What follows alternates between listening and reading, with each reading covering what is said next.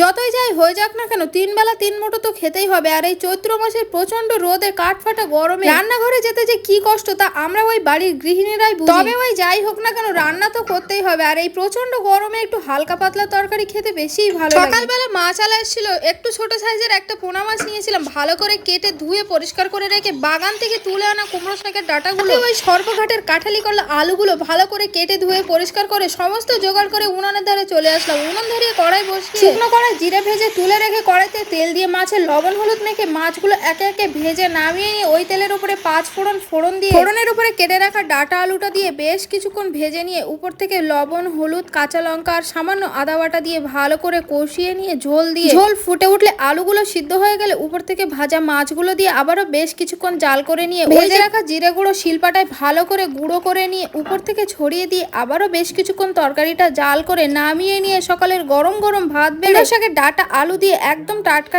দেশি পোনা মাছের ঝোল বাড়ির সবাই মিলে খেলাম, দারুণ স্বাদ।